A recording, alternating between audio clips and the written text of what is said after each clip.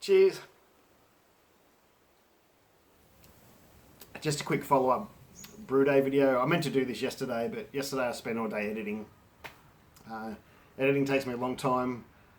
I video everything on my phone, my Samsung, whatever it is.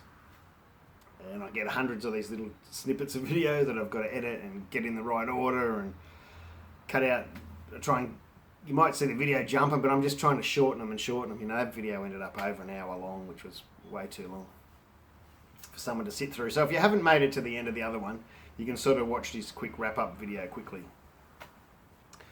So what I think happened is when I was mashing in, I somehow, and it's hard to do because the screens are pretty close to being the same size, somehow when that was sitting down in the malt pipe, when I was first mashing in, I somehow got grain in between there. Like, I don't know how that happened. Whether I knocked up the edge or something with my mash paddle or whatever it was, I don't know. And then when the rest of the mash came down on top, you know, there was grain squashed between the two screens. And you know, that's the only explanation there is for what happened. The screen isn't, people saying it's too fine. It's not that fine. You know, there's 1mm holes in that screen. It's not as fine as some people think it is. And that's what I think happened. That's the only thing I can blame the ROBOBREW on. Everything else I stuffed up. So don't panic. Like, you shouldn't panic. Some people have been, you know, messaged me panicking, and they said it was a bad brew day. It blocked because I somehow messed up the screen. But it wasn't the ROBOBREW's fault. Maybe it was the screen's fault.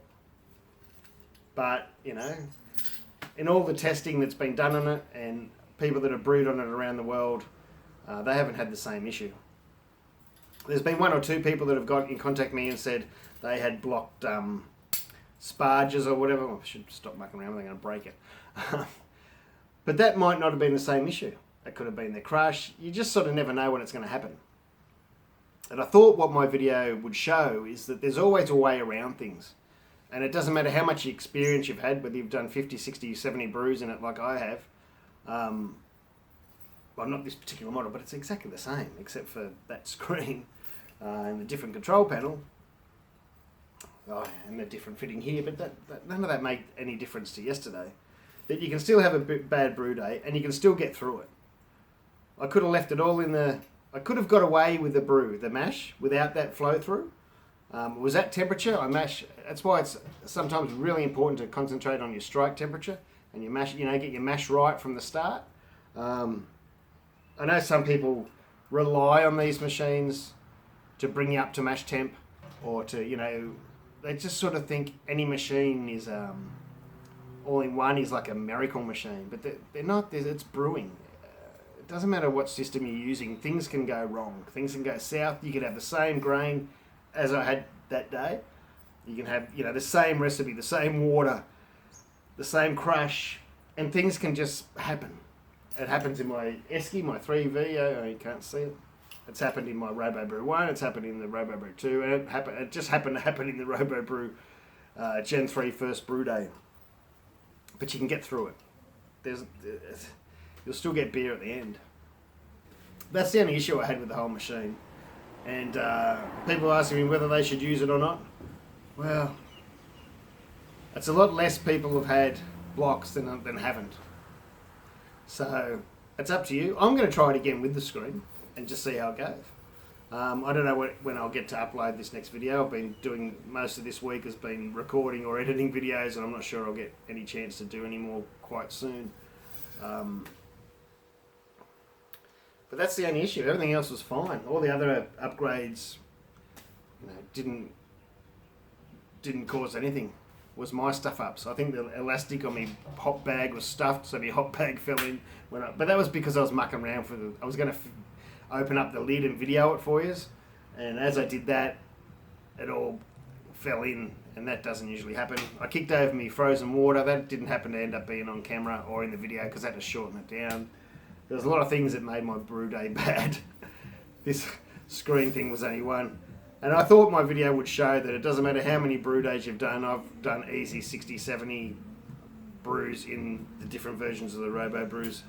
And even I will have a bad brew day every now and then. But don't blame your tools. It's usually something that you've done wrong. I don't know. I did say at the end of the other video I might wire it down. I don't know whether that... It probably would work. Who knows? I think I'll just... The next one, I'll just make sure it's sitting flatter. I sort of didn't... I just chucked it in last time. I thought, oh, you know, once the grain gets on top, it'll push it down.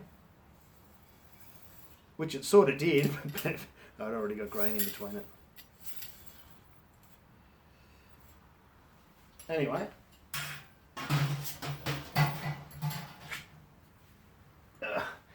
Cheers.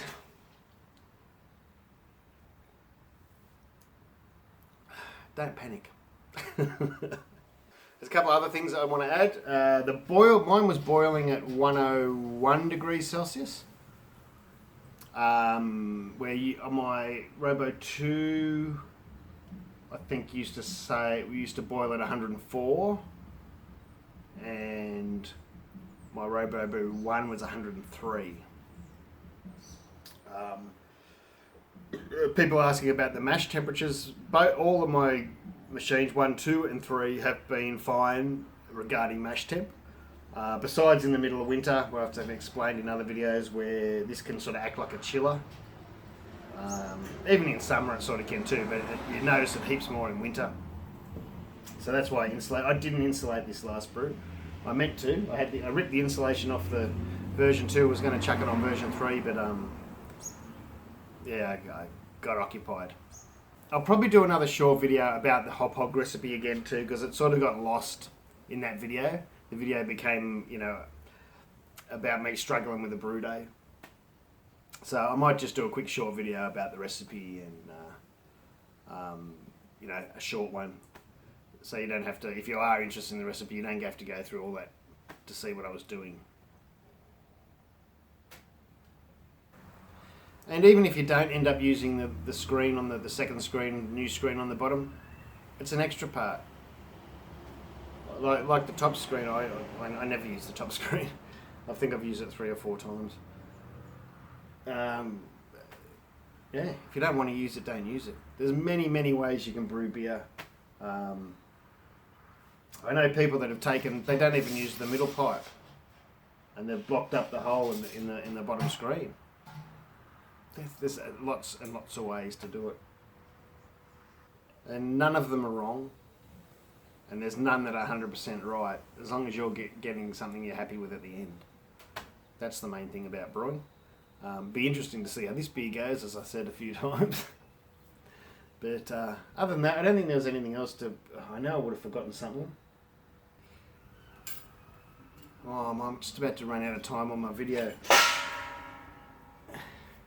Cheers. I was going to go on for a little bit longer, but I've got 48 seconds left before my camera runs out of memory. My phone, I should say. Cheers. Let's see how this brew works out, eh?